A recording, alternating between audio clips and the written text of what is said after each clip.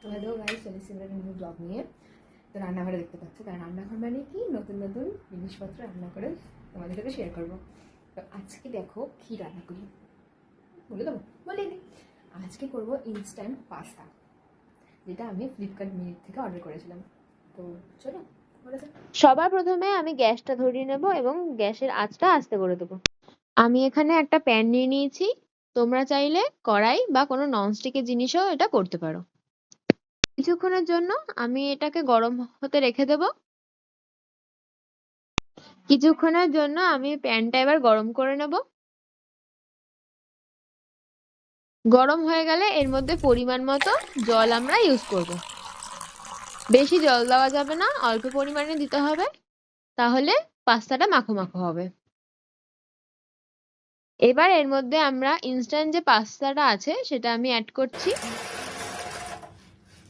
এই পাস্তাটা কিন্তু 3 মিনিট মতো লাগবে সিদ্ধ হতে। তো আমি 3 মিনিট জলের মধ্যে রেখে দেবো, প্লাস আমি ঢাকা দিয়ে নিচ্ছি যাতে একটু আরো তাড়াতাড়ি সিদ্ধ হয়ে যায়। এবার তোমাদেরকে পাস্তা মশলাটা দেখিয়ে দিই, যেটা ওটার সাথে দিয়েছে। এর মধ্যে কিন্তু পুরো মশলাটাই ডাস্ট এবং কিছুটা মটরশুঁটি কিন্তু গোটা গোটা রয়েছে। ঢাকনাটা তুলে নিয়ে আমি এবার মশলাটা দিয়ে দেবো। মশলাটা অনেকটাই ম্যাগি মশলার মতো খেতে, বাট স্টিল এটা মধ্যেই ওই মটরশুঁটিগুলো দেওয়া, এই জন্য একটু আলাদা, তাছাড়া আর কিছুই না। তো পাস্তাটার সাথে মশলাটা ভালোভাবে মিশিয়ে নেব। গ্যাসের ফ্লেমটা আমি কিন্তু আস্তে করেই এটা করছি।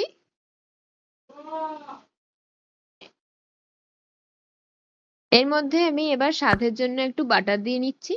তোমরা চাইলে নাও দিতে পারো, দিতেও পারো, সেটা তোমাদের ইচ্ছা। এখানে বেশিরভাগ দেয় না, বাট আমি এখানে অ্যাড করেছি। এবং দিয়ে দেবো সয়া সস। এটাও তোমাদের ইচ্ছা অনুযায়ী তোমরা অ্যাড করতে পারো।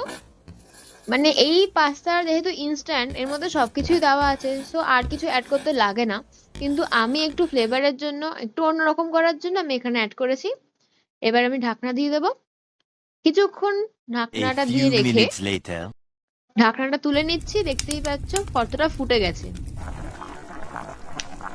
ফুটতে ফুটতে কিন্তু জলটা আস্তে আস্তে পুরোটাই টেনে নেবে এবং মটর আর পাস্তাটা কিন্তু ভালোভাবে সিদ্ধ হয়ে যাবে। মশলাগুলো কিন্তু পাস্তার মটরের মধ্যে ঢুকে যাবে, তো খেতেও টেস্টি হবে। নাড়িয়ে চাড়িয়ে নিতে হবে ভালো করে, যাতে মশলাগুলো যাতে শক্ত শক্ত হয়ে ডেলা ডেলা মতো না হয়ে থাকে। ভালো করে ফুটিয়ে নিচ্ছি এখানে, এবং এরপরে আমি দিয়ে দেবো গ্রিন চিলি সস।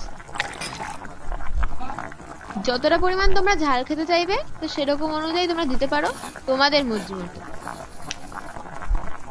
আমি আদার্স যে জিনিসগুলো অ্যাড করলাম সেগুলো অপশনাল, তোমরা চাইলে দিতেও পারো বা নাও দিতে পারো। এগুলো না দিয়ে যেরকম তোমরা টেস্ট পাবে, এগুলো দিয়ে তোমরা এর থেকে দ্বিগুণ টেস্ট পাবে। তো ভাবলাম এটা দিয়েই দেখি। আমি একটু অন্য স্বাদের করতে চাইছি। ইনস্ট্যান্ট ঠিকই, কিন্তু আমি চাইছি একটু অন্য হোক। তো দেখতেই পাচ্ছ জলটা কিন্তু এখানে অনেকটাই টেনে নিয়েছে এবং পাস্তা কিন্তু আমার অলমোস্ট রেডি। এবার একটা প্লেটে নামিয়ে নিয়েছি। আমি এখানে কোনো রকম টমেটো কেচাপ ইউজ করিনি, তোমরা চাইলে ইউজ করতে পারো। তো গাইস, চলে এলাম। তো এবার খেয়ে দেখবো। কোনো সময় তো ট্রাই করিনি এরকম পাস্তা, আমি নিজেই বানিয়ে খেয়েছি সবসময়। এবার ট্রাই করছি।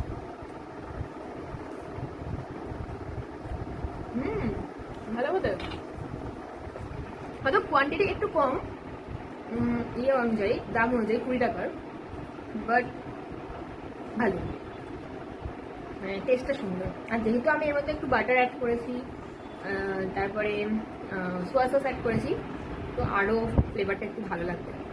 তো তোমরা নর্মালও খেতে পারো আর অ্যাড করেও খেতে পারো, তোমাদের ইচ্ছা। তো ট্রাই করতে ভুলো না।